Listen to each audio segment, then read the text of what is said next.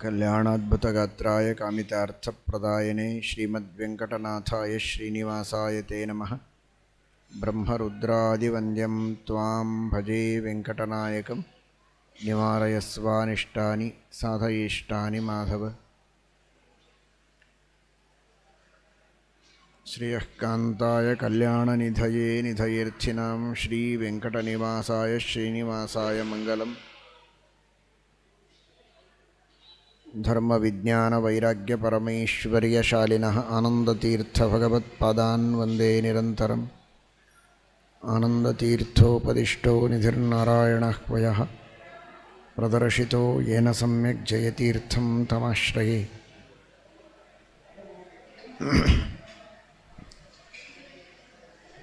ಶ್ರೀಸತ್ಯಸಂಧಸಿಂಧೂತ್ಥಃ ಶ್ರೀಸತ್ಯವರಚಂದ್ರಮಃ ಪ್ರಾರ್ಥಿತಾರ್ಥಪ್ರದೋ ನಿತ್ಯಂ ಭೂಯಸ್ಯಾದಿಷ್ಟಸಿದ್ಧಯೇ. ಸತ್ಯಸಂತುಷ್ಟವಾರಾಶೇಃ ಜಾತಃ ಸತ್ಯಪರಾಯಣಃ ಚಿಂತಾಮಣಿಃ ಸದಾ ಭೂಯಾತ್ ಸತಾಂ ಚಿಂತಿತಸಿದ್ಧಯೇ. ಸತ್ಯಾಭಿಜ್ಞಕರಾಬ್ಜೋತ್ಥಾನ್ ಪಂಚಾಶದ್ವರ್ಷಪೂಜಕಾನ್ ಸತ್ಯಪ್ರಮೋದತೀರ್ಥಾರ್ಯಾನ್ ನೌಮಿನ್ಯಾಯ ಸುಧಾರತಾನ್. ವೆಂಕಟಾಚಲದ ಮಾಹಾತ್ಮ್ಯವನ್ನು ಶ್ರವಣ ಮಾಡುವುದಕ್ಕೆ ಶೌನಕಾದಿ ಮಹರ್ಷಿಗಳು ಅತ್ಯಂತ ಉತ್ಸುಕರಾಗಿ ಪ್ರಾರ್ಥನೆಯನ್ನು ಮಾಡಿದ್ದಾರೆ. ಸೂತಾಚಾರ್ಯರು ವೆಂಕಟಾಚಲದ ಮಾಹಾತ್ಮ್ಯವನ್ನು ಹೇಳುವ ಮುಂದೆ ವೆಂಕಟಾಚಲದ ಮಹಾತ್ಮ್ಯವನ್ನು ಯಾರು ಯಾರಿಗೆ ಹಿಂದೆ ಉಪದೇಶ ಮಾಡಿದರು, ಅದರ ಹಿನ್ನೆಲೆ ಏನು ಅದನ್ನು ತಿಳಿಸ್ತಾರೆ. ಜನಕ ಮಹಾರಾಜ ಪರಮಧಾರ್ಮಿಕನಾದಂತಹ ವ್ಯಕ್ತಿ. ಎಷ್ಟು ಧಾರ್ಮಿಕ ಅಂದರೆ ಭಗವಂತನ ಕಥೆಯನ್ನು ಕೇಳುವುದರಲ್ಲಿ ಅತ್ಯಂತ ಶ್ರದ್ಧೆ, ನಿಷ್ಠೆ, ವೈರಾಗ್ಯ. ಜಗತ್ತಿನ ವಿಷಯದಲ್ಲಿ ಲೌಕಿಕ ವ್ಯಾಮೋಹಗಳು ಯಾವುದೂ ಅವನಿಗೆ ಇರಲಿಲ್ಲ. ಪ್ರವಚನ ಮಾಡುವಾಗ ಇವನ ಮುಖವನ್ನೇ ನೋಡಿ ಪ್ರವಚನವನ್ನು ಹೇಳ್ತಾ ಇದ್ದರೆ ಉಳಿದವರೆಲ್ಲ ಕೇಳಿದರಂತೆ, ಯಾಕೆ ಜನಕರಾಜನ ಮುಖವನ್ನೇ ನೋಡಿ ನೀವು ಪ್ರವಚನ ಮಾಡ್ತೀರಲ್ಲ ಅಂತ. ಅದಕ್ಕೆ ಪರೀಕ್ಷೆ ಮಾಡಿ ಅಂತ ಹೇಳಿದರಂತೆ.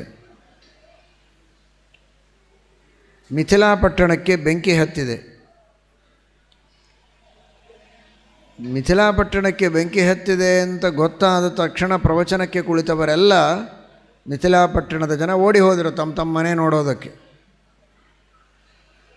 ಇವನು ಮಾತ್ರ ಪ್ರವಚನ ನಡೆದಿದೆ, ಪುರಾಣ ನಡೆದಿದೆ ಅಂತ ಶ್ರದ್ಧೆಯಿಂದ ಕೇಳ್ತಾ ಇದ್ದಾನೆ. ಯಾಕೆ ನಿನಗೇನು ಚಿಂತೆ ಇಲ್ವಾ, ನಿನ್ನ ಅರಮನೆಯೂ ಸುಟ್ಟೋಗ್ತಾ ಇರ್ಬೋದಲ್ಲ ಅಂತ. ಮಿಥಿಲಾಯಾಮ್ ದಹ್ಯಮಾನಾಯಾಮ್ ನಮೇ ದಹ್ಯತಿ ಕಿಂಚನ ಅಂತ. ನನಗೇನಾಗಿದೆ, ನನಗಂತೂ ದೇವರು ಶಕ್ತಿ ಕೊಟ್ಟಿದ್ದಾನಲ್ಲ, ದೇವರು ನೋಡಿಕೊಳ್ತಾನೆ. ನಾನೇನು ಕೆಟ್ಟ ಕೆಲಸ ಮಾಡ್ತಾ ಇಲ್ಲ, ಪುರಾಣ ಕೇಳ್ತಾ ಇದ್ದೇನೆ, ದೇವರ ಮಹಿಮೆ ಕೇಳ್ತಾ ಇದ್ದೇನೆ. ನಾನು ದೇವರಿಗೆ ನನ್ನನ್ನು ಒಪ್ಪಿಸಿಕೊಂಡಾಗ ನನ್ನದನ್ನೆಲ್ಲ ನೋಡಿಕೊಳ್ಳುವುದು ದೇವರ ಜವಾಬ್ದಾರಿ ಅಂತ ಅಷ್ಟು ಶ್ರದ್ಧೆಯಿಂದ ಹರಿ ಮಹಾತ್ಮ್ಯವನ್ನು ಕೇಳಿದ ಒಬ್ಬ ಮಹಾನುಭಾವ ಭೂಪ ಜನಕ ಮಹಾರಾಜ.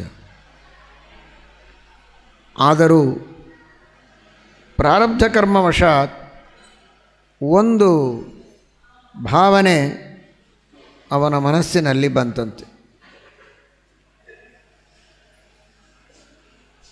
ಏನದು ಭಾವನೆ? ನನಗೆ ಯಾವಾಗಲೂ ಸುಖವೇ ಆಗಬೇಕು, ದುಃಖವಾಗಲೇಬಾರದು ಅಂತ. ಇದೇನಂಥ ತಪ್ಪು ವಿಚಾರ ಏನಲ್ವಲ್ಲ, ಎಲ್ಲರಿಗೂ ಈ ತರಹದ ಆಲೋಚನೆ ಬಂದೇ ಬರುತ್ತೆ ಅಂತ. ಆ ರೀತಿ ಆಲೋಚನೆ ಮಾಡೋದು ಸರಿಯಲ್ಲ. ನಾನು ಪುಣ್ಯಕರ್ಮಗಳನ್ನು ಮಾಡಿದ್ದೇನೆ, ಪಾಪಕರ್ಮಗಳನ್ನು ಮಾಡಿದ್ದೇನೆ.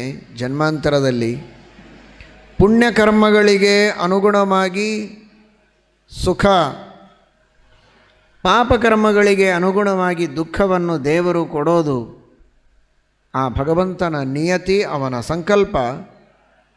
ಅದಕ್ಕೆ ತಕ್ಕಂಥ ದೇವರು ಸುಖ ಅಥವಾ ದುಃಖ ಯಾವುದನ್ನಾದರೂ ಕೊಡಲಿ, ಸುಖವನ್ನು ಕೊಟ್ಟರೂ ಅದು ದೇವರ ಅನುಗ್ರಹ ಅಂತ ಭಾವಿಸಿ, ದುಃಖವನ್ನು ನೀಡಿದಾಗ ಅದು ನಾನು ಮಾಡಿದ ಪಾಪಕ್ಕೆ ದೇವರು ತಕ್ಕ ಶಿಕ್ಷೆಯನ್ನು ಕೊಟ್ಟು ಮತ್ತೊಮ್ಮೆ ಇಂತಹ ಪಾಪ ನಾನು ಮಾಡಬಾರದು ಅಂತ ತಿಳುವಳಿಕೆಯನ್ನು ದೇವರು ನನಗೆ ಕೊಡೋದಕ್ಕೆ ಈ ದುಃಖ ಕೊಟ್ಟಿದ್ದಾನೆ ಅಂತ ಭಾವಿಸಿದರೆ ತಪ್ಪಲ್ಲ.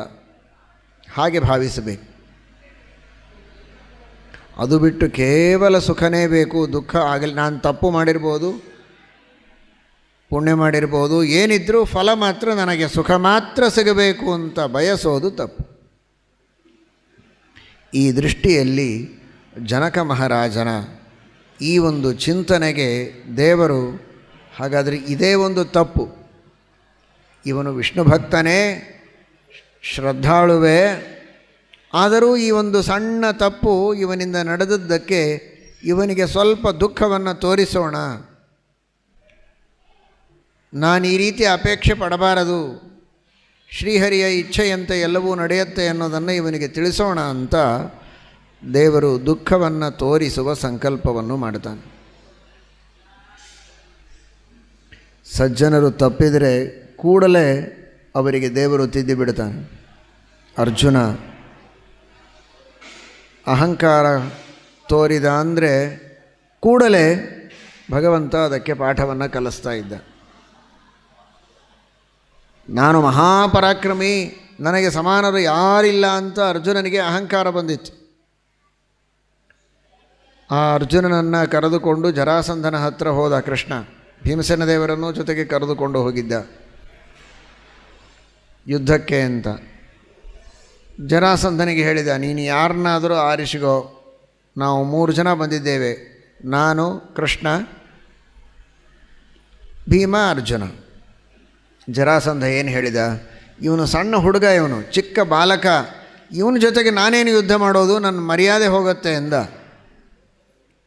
ಪಂಚಾಶದಬ್ದೋದ್ಯ ಬಾಲಯೇವ ಮತೋಮಮ ಅಂತ. 55 ವರ್ಷ ಆಗಿತ್ತು ಆವಾಗ ಅರ್ಜುನನಿಗೆ, ಆದರೆ ಇದು ಸಣ್ಣ ಕೂಸು, ಅರ್ಥಾತ್ ಪರಾಕ್ರಮದಲ್ಲಿ ಬಹಳ ಚಿಕ್ಕವ, ಇವನ ಜೊತೆಗೆ ನಾನೇನು ಯುದ್ಧ ಮಾಡೋದು, ನನಗೆ ಸಮಾನರು ಯಾರೋ ಅಂಥವ್ರ ಜೊತೆಗೆ ನಾನು ಯುದ್ಧ ಮಾಡಬೇಕು ಅಂತಾನೆ. ಭೀಮಸೇನ ದೇವರ ಜೊತೆಗೆ ನಾನು ಯುದ್ಧ ಮಾಡ್ತೇನೆ ಎಂದ. ಭೀಮಸೇನ ದೇವರು ಸಮಾನರಲ್ಲ, ಇವನಿಗಿಂತ ಬಹಳ ಮಹಾಪರಾಕ್ರಮಿಗಳು, ಆದರೆ ಅವನು ಹಾಗೆ ತಿಳಿದಿದ್ದ. ಕೃಷ್ಣನ ಉದ್ದೇಶ ಮುಖ್ಯವಾಗಿ ಅರ್ಜುನನಿಗೆ ಭೀಮಸೇನ ದೇವರಿಗಿಂತಲೂ ಬಲ ಕಡಿಮೆ ಇದೆ ಅನ್ನೋದು ಪ್ರತಿಪಕ್ಷಗಳ ದೃಷ್ಟಿಯಲ್ಲಿ ತಿಳಿಸಿಕೊಡಬೇಕಾಗಿತ್ತು. ಆಗ ಅರ್ಜುನನಿಗೆ ಅಹಂಕಾರ ಹೋಗಿದೆ. ನಮಗೆ ಯಾವಾಗಲೂ ಅಹಂಕಾರನೇ ಇರ್ತದೆ, ಹೀಗಾಗಿ ದೇವರು ಅದನ್ನು ಹೀಗೆ ಇರಲಿ ಅಂತಾನೆ. ಎಂದಿಗೂ ಅಹಂಕಾರ ಇಲ್ಲದೇ ಇದ್ದ ವ್ಯಕ್ತಿಗಳಲ್ಲೇನಾದರೂ ಅಹಂಕಾರ ತಪ್ಪಿ ಬಂದರೆ ಅದನ್ನು ತಪ್ಪಿಸೋದಕ್ಕೆ ದೇವರು ನೋಡ್ತಾನೆ. ಆ ರೀತಿ ಜನಕ ಮಹಾರಾಜನ ಈ ಭಾವನೆಯನ್ನು ತಿದ್ದುವುದಕ್ಕೆ ಪರಮಾತ್ಮ ಅವನಿಗೆ ದುಃಖ ತೋರಿಸ್ಬೇಕು. ಏನು ಮಾಡಬೇಕು? ಅವನ ತಮ್ಮ ಇದ್ದಕ್ಕಿದ್ದ ಹಾಗೆ ಸತ್ತಂತೆ. ತಮ್ಮ ಮೃತನಾದ ತಕ್ಷಣ ಬಹಳ ದುಃಖವಾಗಿದೆ. ಇಷ್ಟು ದಿವಸ ನಾನು ದುಃಖವನ್ನೇ ನೋಡಿರಲಿಲ್ಲ, ಇವತ್ತು ಇಂತಹ ದುಃಖವನ್ನು ನೋಡುವಂತಹ ಪ್ರಸಂಗ ಬಂತಲ್ಲ. 80 ವರ್ಷ ಸಾಹಸ್ರಂ, ಜನ್ಮಾಂತರದಲ್ಲಿ ಅವನು ಎಷ್ಟು ಪುಣ್ಯ ಮಾಡಿದ್ದೆ ಅರ್ಥ ಮಾಡಿಕೊಳ್ಳಿ. ಅವನಿಗೆ ವಯಸ್ಸು ಎಷ್ಟಾಗಿತ್ತು ಅಂದರೆ 80,000 ವರ್ಷಗಳಾಗಿವೆ. 80,000 ವರ್ಷಗಳಾಗಿವೆ ಅನ್ನೋದು ಮುಖ್ಯ ಅಲ್ಲ, 80,000 ವರ್ಷಗಳಾದರೂ ಇಲ್ಲಿವರೆಗೆ ಒಂದು ದುಃಖದ ಪ್ರಸಂಗವನ್ನು ನಾನು ಕಂಡಿಲ್ಲ ಅಂತಾನೆ. ಏತಾವತ್ ಕಾಲ ಪರ್ಯಂತಂ ನ ದೃಷ್ಟೋ ದುಃಖ ಸಂಚಯ. ಆದರೆ ಇವತ್ತು ಇದ್ದಕ್ಕಿದ್ದ ಹಾಗೆ ತಮ್ಮನ ಮರಣದಿಂದ ನನಗೆ ದುಃಖವಾಗ್ತಾ ಇದೆ. ಅವನ ಮಡದಿ ದುಃಖ ಪಡ್ತಾ ಇದ್ದಾಳೆ, ಮಕ್ಕಳೆಲ್ಲ ಚಿಕ್ಕವರು, ಅದನ್ನೆಲ್ಲ ನೋಡಿ ನನಗೆ ಸಹನೆ ಮಾಡಿಕೊಳ್ಳಿಕ್ಕೆ ಆಗ್ತಾ ಇಲ್ಲ ಅಂತ ಬಹಳ ಚಿಂತೆ ಪಡ್ತಾ ಇದ್ದಾನೆ. ಊಟ ಇಲ್ಲ, ನೀರಿಲ್ಲ, ಏನಿಲ್ಲ. ಈ ರೀತಿ ದುಃಖತಪ್ತನಾದ ಜನಕರಾಜನಿಗೆ ಉದ್ಧಾರ ಮಾಡುವುದಕ್ಕೆ ಪುರೋಹಿತರು ಶತಾನಂದರು ಬಂದಿದ್ದಾರೆ. ಎಷ್ಟು ಚೆನ್ನಾಗಿದೆ ನೋಡಿ ಹೆಸರು. ಇವನು ದುಃಖದಿಂದ ಬಳಲಿದ್ದಾನೆ. ಇವನನ್ನು ಉದ್ಧಾರ ಮಾಡುವುದಕ್ಕೆ ಬಂದವರು ಶತಾನಂದರು. ಅಂದರೆ ಇವನಿಗೆ ಮತ್ತೆ ಆನಂದವನ್ನು 100, 1000, 100 ರೀತಿಯಿಂದ ಆನಂದಗಳೇ ಮತ್ತೆ ಇವನಿಗೆ ಬರಬೇಕು. ಆನಂದದ ಪ್ರಸಂಗಗಳನ್ನು ಇವನು ಕಾಣುವಂತೆ ಆಗಬೇಕು. ಅಂತಹ ಮಾರ್ಗದರ್ಶನ ಮಾಡುವುದಕ್ಕೆ ಶತಾನಂದರು ಬಂದಿದ್ದಾರೆ. ಗೌತಮರ ಮಕ್ಕಳು, ಮಹಾನುಭಾವರು, ಅಹಲ್ಯ ಗೌತಮರ ಮಕ್ಕಳಾದಂತಹ ಶತಾನಂದರು ಆ ಸಂದರ್ಭದಲ್ಲಿ ಜನಕ ಮಹಾರಾಜನ ಅರಮನೆಗೆ ಬಂದಿದ್ದಾರೆ.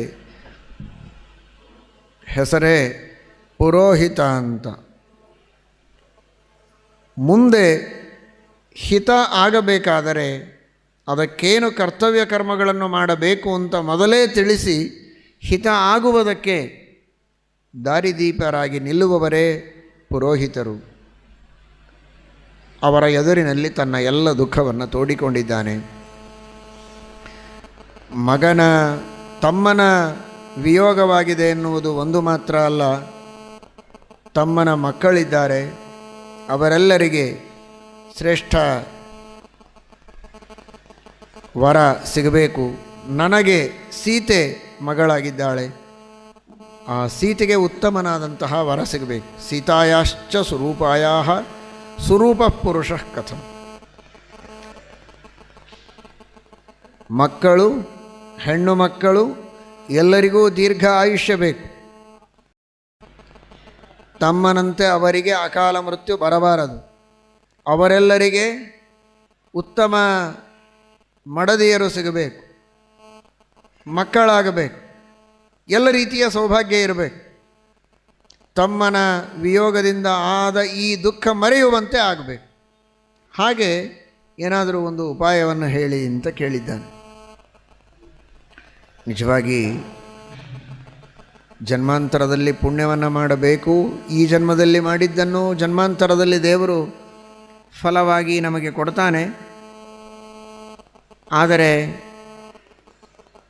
ಜನಕ ಮಹಾರಾಜನ ಪ್ರಸಂಗದಲ್ಲಿ ಮಾತ್ರ ಹೀಗೆ ನಡೆದಿದೆ. ಇವತ್ತಿನ ಜೀವನದಲ್ಲಿ ನಮಗೇನಿಂಥ ಫಲ ಏನು ಸಿಗೋದಿಲ್ಲ ದೇವರಿಂದ ಅಂತ ಮಾತ್ರ ತಿಳಿಯಬಾರದು.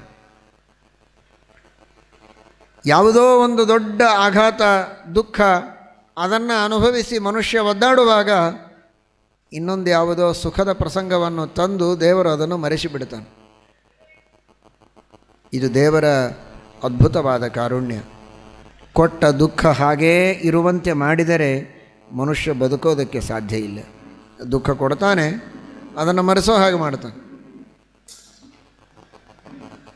ತನಗೆ ಅತ್ಯಂತ ಆತ್ಮೀಯರಾದ ಯಾವುದೋ ಒಬ್ಬ ವ್ಯಕ್ತಿಯಿಂದ ತಾನು ದೂರ ಆಗಿದ್ದಾನೆ ಅಥವಾ ಯಾವುದೋ ಒಂದು ವಸ್ತುವನ್ನು ಕಳೆದುಕೊಂಡಿದ್ದಾನೆ ಎನ್ನುವ ದುಃಖದಲ್ಲಿ ಪುತ್ರೋತ್ಸವ ಆಗತ್ತೆ, ಅದನ್ನೆಲ್ಲ ಮರೆತು ಬಿಡ್ತಾನೆ. ಹೀಗೆ ದೇವರು ಸಿಟ್ಟು, ಕೋಪ ಕೊಡ್ತಾನೆ, ಮತ್ತೆ ಅದನ್ನು ಮರೆಸ್ತಾನೆ. ಕೋಪ ಬರುವುದು ಮತ್ತೆ ಶಾಂತವಾಗುವುದು. ಕ್ರೋಧ ಕ್ರೋಧಕೃತ. ಸಿಟ್ಟು ಕೊಡ್ತಾನೆ, ಸಿಟ್ಟು ಹಾಗೇ ಇದ್ಬಿಟ್ರೆ ಮನುಷ್ಯನ ಆರೋಗ್ಯ ಎಲ್ಲ ಕೆಟ್ಟೋಗುತ್ತೆ. ಸ್ವಲ್ಪ ಹೊತ್ತಿಗೆ ಆ ಸಿಟ್ಟು ಹೋಗುತ್ತೆ, ಮತ್ತೆ ನಗುತ್ತಾ ಇರ್ತಾನೆ. ದುಃಖವನ್ನು ಕೊಡ್ತಾನೆ, ದುಃಖವನ್ನು ಮರೆಸ್ತಾನೆ. ಅದು ದೇವರು ಯಾವಾಗಲೂ ನಮಗೆ ಮಾಡುವ ಅನುಗ್ರಹ ಉಂಟೇ ಉಂಟು. ಅದೆಲ್ಲ ಜನ್ಮಾಂತರದಲ್ಲಿ ದೇವರು ತಾನೇ ನಮ್ಮಿಂದ ಮಾಡಿಸಿದ ಸತ್ಕರ್ಮಗಳಿಗೆ ಅನುಗುಣವಾಗಿ ಹೀಗೆ ಅನುಗ್ರಹ ಮಾಡ್ತಾನೆ. ಅದನ್ನು ಸಾಂಕೇತಿಕವಾಗಿ ಪುರಾಣಗಳಲ್ಲಿ ಕೆಲವರ ಚರಿತ್ರೆಯಲ್ಲಿ ತೋರಿಸ್ತಾರೆ. ಹೀಗೆ ತನಗೆ ಈ ಎಲ್ಲ ರೀತಿಯ ಸೌಭಾಗ್ಯ ಸಿಕ್ಕರೆ ಈ ವಿಯೋಗದ ದುಃಖವನ್ನು ಮರೆಯಬಹುದು ಅಂತ. ಮತ್ತೆ ಇಂತಹ ದುಃಖ ಬರದಿರಲಿ ಅಂತ. ಅದಕ್ಕೆ ಶತಾನಂದರಂದರು, ಇದಕ್ಕೂ ಇರೋ ಉಪಾಯ ಒಂದೇ. ವೈದ್ಯರ ಹತ್ರ ಹೋದರೆ ಒಂದೊಂದಕ್ಕೆ ಒಂದೊಂದು ಬೇರೆ ಇರುತ್ತೆ. ಇವತ್ತಿನ ಕಾಲದಲ್ಲಿ ಇನ್ನೂ ಜಾಸ್ತಿ ಆಗಿದೆ. ಕಣ್ಣಿಗೊಬ್ಬ ಡಾಕ್ಟರು, ಕಿವಿಗೊಬ್ಬ ಡಾಕ್ಟರು, ಬಲಗಣ್ಣಿಗೊಬ್ಬರು, ಎಡಗಣ್ಣಿಗೊಬ್ಬರು, ಕ್ಯಾಟ್ರಾಕ್ಟ್ ಆದರೆ ಒಬ್ಬರು, ರೆಟಿನಾದೊಳಗೆ ತೊಂದರೆ ಆದರೆ ಇನ್ನೊಬ್ಬರು, ಗ್ಲುಕೋಮಾ ಆದರೆ ಇನ್ನೊಬ್ಬರು, ಅಷ್ಟು ಒಂದೊಂದರೊಳಗೆ ಸ್ಪೆಷಲೈಸೇಷನ್ ಇದೆ.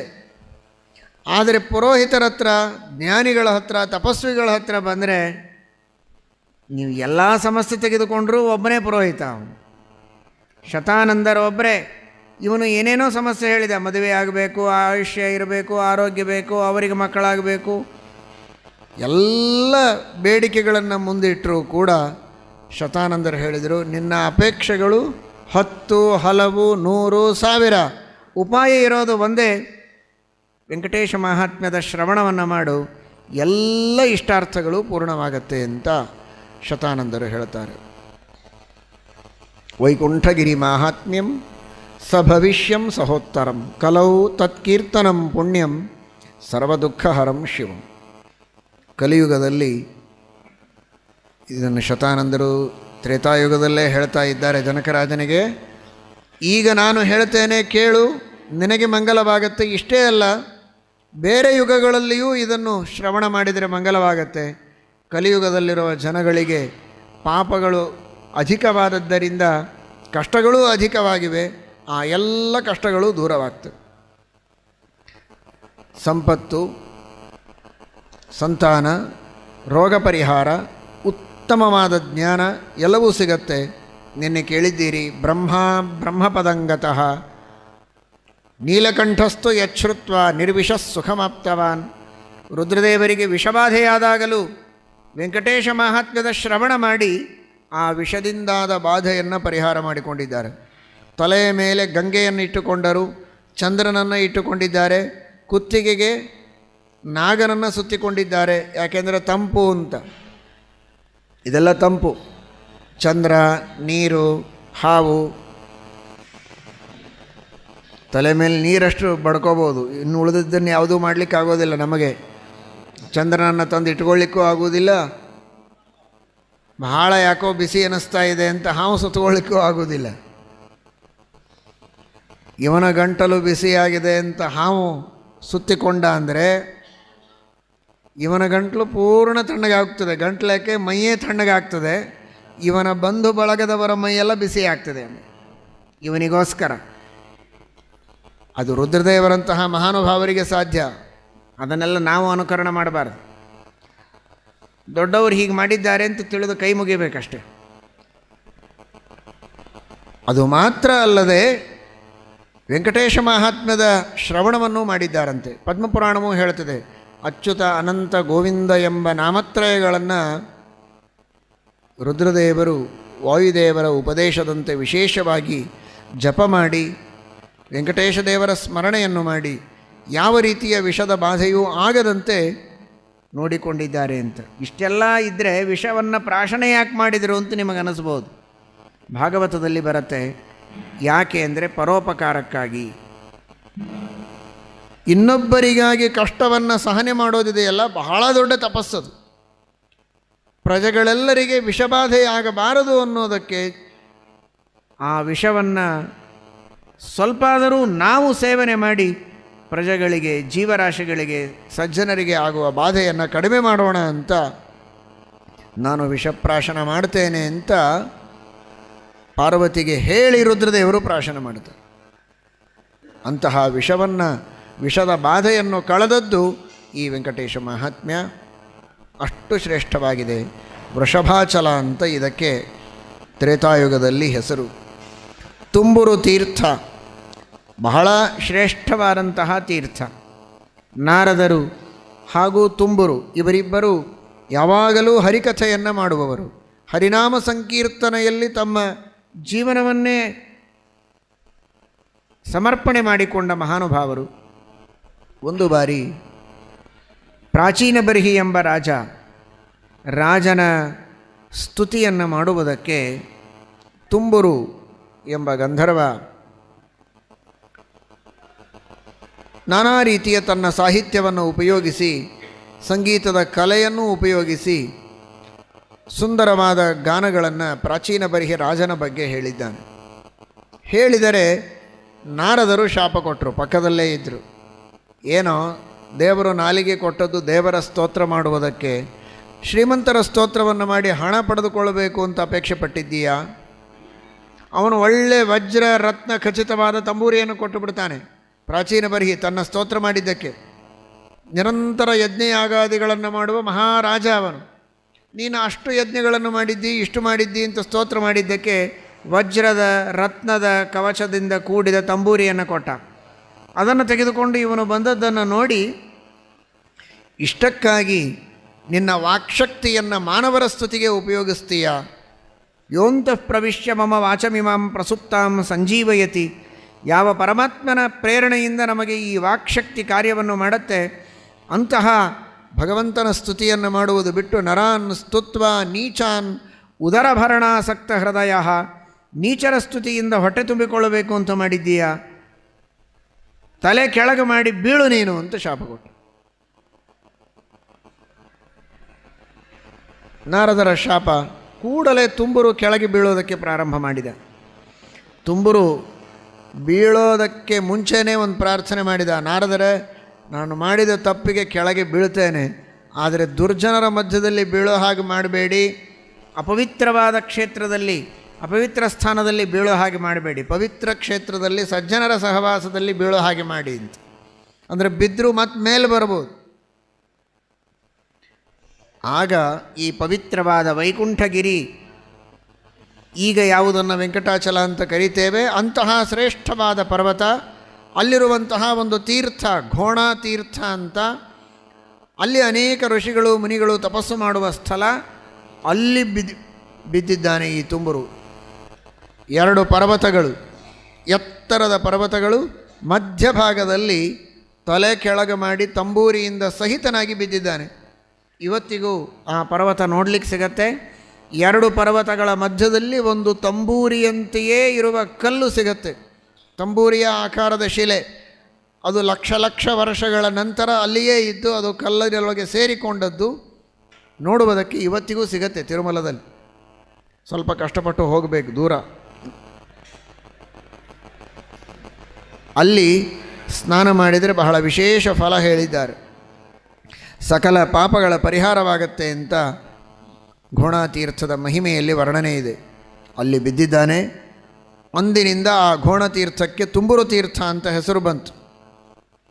ಆ ತುಂಬುರು ತೀರ್ಥ ಮಾಡಿದ ಪಾಪಗಳನ್ನೆಲ್ಲ ಪರಿಹಾರ ಮಾಡುವ ತೀರ್ಥ, ಭಗವಂತನ ಸಾಕ್ಷಾತ್ಕಾರ ಮಾಡಿಕೊಳ್ಳುವುದಕ್ಕೆ ತಪಸ್ಸು ಮಾಡುವ ಅನೇಕ ಋಷಿ ಮುನಿಗಳು ನೆಲೆಸಿದ ತೀರ್ಥ.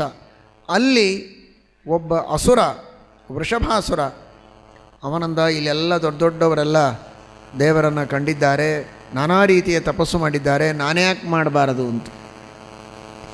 ಅದೇ ಶ್ರೇಷ್ಠವಾದ ಕ್ಷೇತ್ರದಲ್ಲಿ ಅವನು ನರಸಿಂಹದೇವರನ್ನು ಕುರಿತು ತಪಸ್ಸು ಮಾಡಿದ್ದಾನೆ. ಅವನು ಮಾಡೋ ತಪಸ್ಸು ಹೇಗೆ ಅಂದರೆ, ನರಸಿಂಹ ಶಾಲಿಗ್ರಾಮ ಇಟ್ಟುಕೊಂಡು ಪೂಜೆ ಮಾಡೋದು. ಪೂಜೆ ಎಲ್ಲ ಮುಗಿದ ಮೇಲೆ ನರಸಿಂಹದೇವರಿಗೆ ಪುಷ್ಪವನ್ನು ಸಮರ್ಪಣೆ ಮಾಡೋದು ಅಂದರೆ ತನ್ನ ಕುತ್ತಿಗೆಯನ್ನೇ ಕತ್ತರಿಸಿ ಅದನ್ನೇ ಶಾಲಿಗ್ರಾಮದ ಮೇಲೆ ಬೀಳೋ ಹಾಗೆ ಮಾಡ್ತಿದ್ದ. ಅದೇ ಪುಷ್ಪ, ಶಿರಃ ಪುಷ್ಪವನ್ನು ಸಮರ್ಪಣೆ ಮಾಡ್ತಾನೆ. ನರಸಿಂಹದೇವರ ಅನುಗ್ರಹದಿಂದ ಮತ್ತೆ ತಲೆ ಬರ್ತಾ ಇತ್ತು. ಮಾರನೇ ದಿವಸ ಮತ್ತೆ ಅದೇ ಕೆಲಸ. 5000 ವರ್ಷಗಳವರೆಗೆ ಇದೇ ರೀತಿ ನಿತ್ಯದಲ್ಲಿ ಅತ್ಯಂತ ಉಗ್ರವಾದ ಅಧೋಮುಖವಾದ ಆ ನರಸಿಂಹ ಶಾಲಿಗ್ರಾಮವನ್ನು ಪೂಜೆ ಮಾಡ್ತಾ ಇದ್ದಾನೆ. ಏನು ವಿಚಿತ್ರ ನೋಡಿ. ಇವತ್ತಿನ ಮೆಡಿಕಲ್ ಸೈನ್ಸು ಇದಕ್ಕೇನು ಹೇಳಬೇಕು ಹೇಳಿ. ಏನೋ ಒಂದು ಸ್ವಲ್ಪ ಗಾಯ ಆಗಿದೆ ಅಂದರೆ ಹೊಲಿಗೆ ಹಾಕಿ ಸರಿ ಮಾಡ್ಬೋದು, ಆಪ್ರೇಷನ್ ಮಾಡಿ ಮತ್ತೆ ಹೊಲಿಗೆ ಹಾಕಬಹುದು. 1, 2, 3, 4 ಬಾರಿ ಒಂದೇ ಸ್ಥಳದಲ್ಲಿ ಆಪ್ರೇಷನ್ ಮಾಡ್ಬೋದು. 5,000 ಟೈಮ್ಸ್ 5,000 ಬಾರಿ ಕುತ್ತಿಗೆ ಕತ್ತರಿಸಿದೆ ಮತ್ತೆ ಚೆನ್ನಾಗಿ ಬಂದು ಕುಳಿತಿದೆ ಅಂದರೆ ಇದು ಎಂತಹ ಅದ್ಭುತ. ನೋ ಆಪರೇಷನ್ ಥಿಯೇಟರ್, ಆಪರೇಷನ್ ಥಿಯೇಟರ್ಗಳಿಲ್ಲ. ನೋ ಎನಸ್ಥಿಸಿಯಾ ಇಲ್ಲ, ಎನಸ್ಥಿಸಿಯಾ ಕೊಡುವವರಿಲ್ಲ, ಅಸಿಸ್ಟೆಂಟ್ ಯಾರಿಲ್ಲ, ನರ್ಸ್ಗಳಿಲ್ಲ, ಏನಿಲ್ಲ. ಇದ್ದದ್ದೇನು ನರಸಿಂಹ ಶಾಲಿಗ್ರಾಮ ಒಂದೇ ಎದುರಿಗಿರೋದು, ನರಸಿಂಹದೇವರೊಬ್ಬರೇ ಇರೋದು. ಅಷ್ಟು ಅದ್ಭುತವಾದ ರೀತಿಯಲ್ಲಿ ನರಸಿಂಹದೇವರು ಅವನ ಮೇಲೆ ಕೃಪೆ ಮಾಡಿದ್ದಾರೆ, ಅನುಗ್ರಹ ಮಾಡಿದ್ದಾರೆ. ಅಂದರೆ ಮಾನವನ ತಿಳುವಳಿಕೆಗೂ ದೇವರ ಅದ್ಭುತವಾದ ಜ್ಞಾನ, ಅವನ ಔದಾರ್ಯ, ಅವನ ಕಾರುಣ್ಯಕ್ಕೂ ಎಷ್ಟು ವ್ಯತ್ಯಾಸ ಇದೆ ನೋಡಿ. ಆ ರೀತಿ ನರಸಿಂಹದೇವರು ಅನುಗ್ರಹವನ್ನು ಮಾಡಿದ್ದಾರೆ.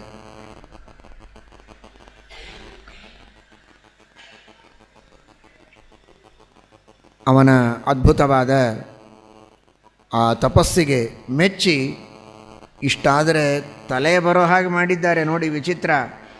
ನರಸಿಂಹದೇವರು ಅಷ್ಟು ಅನುಗ್ರಹ ಮಾಡಿದ ಮಾತ್ರಕ್ಕೆ ಮೊದಲನೇ ದಿವಸ ಪ್ರತ್ಯಕ್ಷ ಆಗಿಲ್ಲ.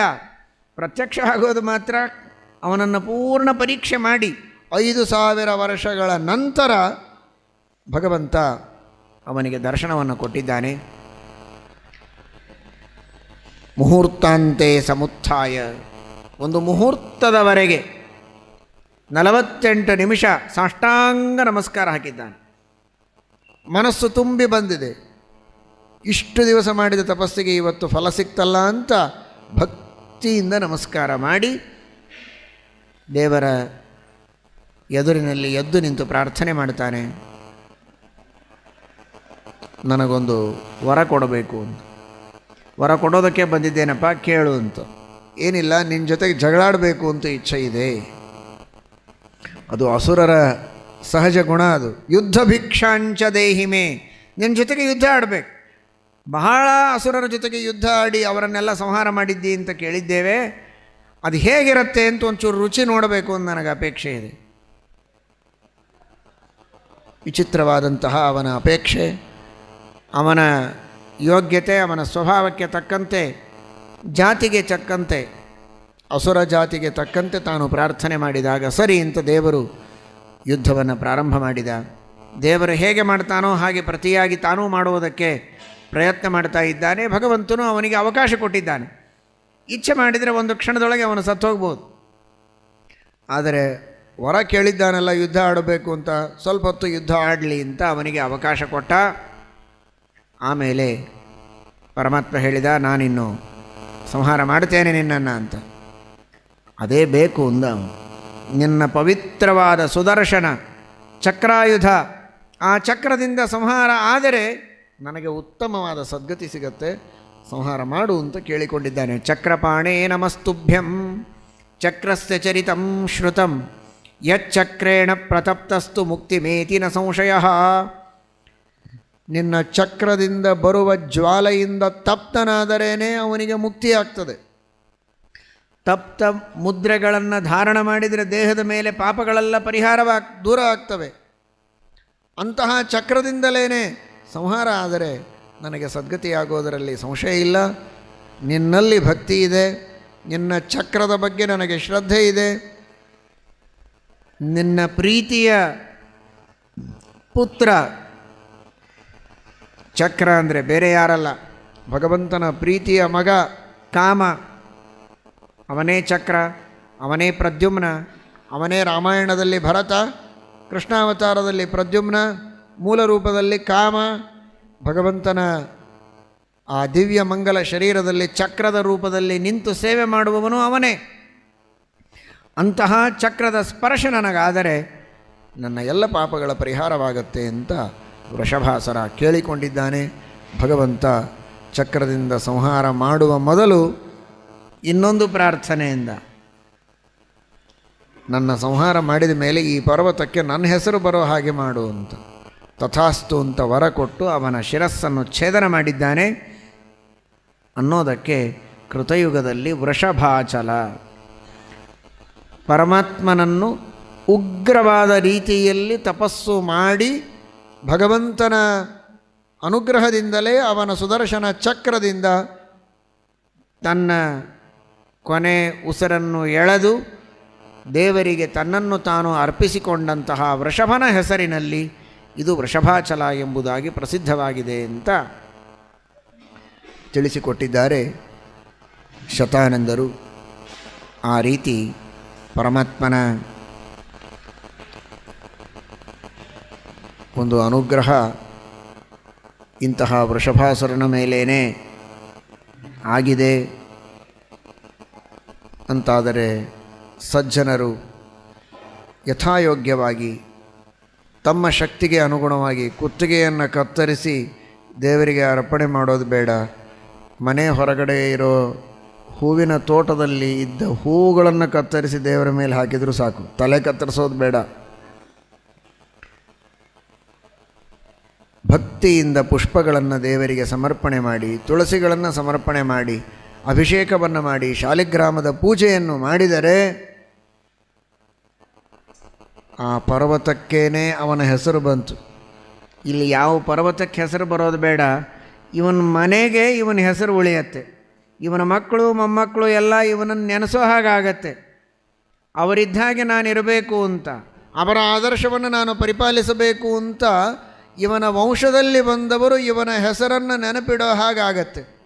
ತನ್ನ ಕುತ್ತಿಗೆಯನ್ನು ಕತ್ತರಿಸಿ ದೇವರಿಗೆ ಅರ್ಪಿಸಿದ ವೃಷಭನ ಹೆಸರು ಪರ್ವತಕ್ಕೆ ಬಂದರೆ, ತಾನು ನಿತ್ಯದಲ್ಲಿ ತುಳಸಿ ಪುಷ್ಪಗಳನ್ನು ಭಕ್ತಿಯಿಂದ ದೇವರಿಗೆ ಅರ್ಪಿಸಿ ಅಹಂಕಾರವನ್ನು ಪರಿತ್ಯಾಗ ಮಾಡಿ ದೇವರಿಗೆ ಪೂಜೆಯನ್ನು ಸಲ್ಲಿಸಿ ಭಗವಂತನ ಕೃಪೆಯನ್ನು ಪಡೆದ ವ್ಯಕ್ತಿ ತನ್ನ ಹೆಸರು ತನ್ನ ವಂಶದಲ್ಲಿ ಉಳಿಯುವಂತೆ ಮಾಡಿಕೊಳ್ಳಬಹುದು ಅನ್ನುವ ಒಂದು ಸಂದೇಶವನ್ನು ವೆಂಕಟೇಶ ಮಹಾತ್ಮೆ ನಮಗೆ ನೀಡುತ್ತಾ ಇದೆ. ಶ್ರೀಕೃಷ್ಣಾರ್ಪಣಮಸ್ತು.